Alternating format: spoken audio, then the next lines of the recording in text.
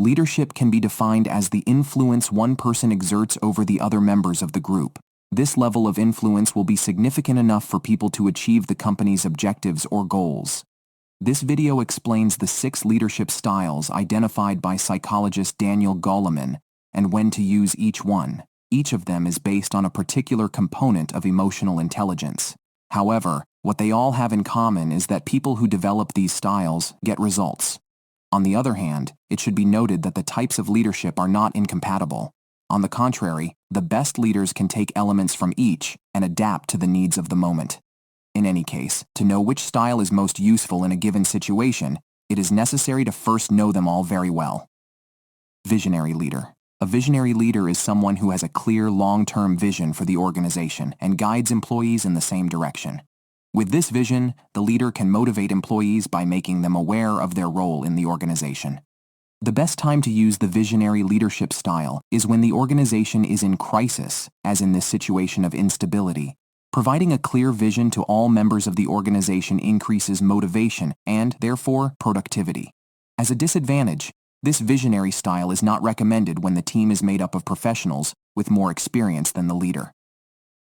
Coaching leader. The main objective of the coaching leadership style is the development of employees. In this case, the leader acts as a mentor and works closely with their team to identify their strengths and weaknesses. They help employees turn their weaknesses into strengths through support and understanding from supervisors. These leaders give their employees challenging tasks and are willing to accept short-term failure because their main goal is, as mentioned, personal development. Another key aspect of the coaching style is aligning the employee's goal with that of the organization. The coaching leadership approach works best when employees are aware of their weaknesses and want to improve their performance. On the other hand, it makes little sense if they resist learning or do not accept their weaknesses for any reason. Affiliative leader. The third type of leadership revolves around people. The affiliative style is based on creating bonds between group members. This way, a certain harmony and cooperation are achieved within the company, leading to increased productivity. There is a misconception that emotional ties between superiors and subordinates can lead to unprofessional behavior. However, in certain work environments, especially when conflicts are frequent, affiliative leadership can work wonders as it helps employees overcome personal problems and restore trust in the company. Democratic leader. Democratic leadership is based on the idea that employees in an organization should be able to participate in decision-making. The opinions of the entire group should be considered when making a decision. This often involves numerous meetings. Therefore, it will be especially useful in cases where there is plenty of time to choose a course of action.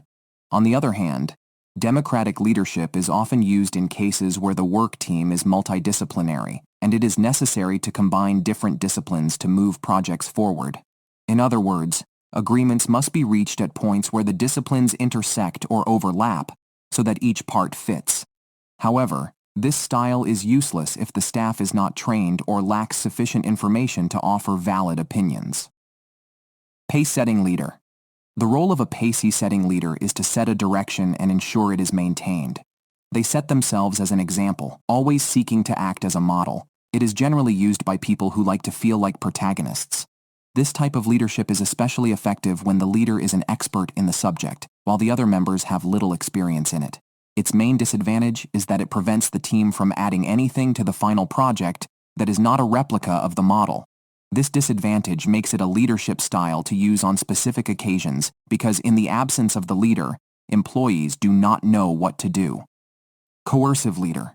The coercive leadership style, often referred to as a military approach, is a method that focuses on giving precise instructions that must be followed to the letter, without employees being able to question those instructions. This type of leadership should only be used in crisis situations or on certain occasions when quick action is required to achieve objectives.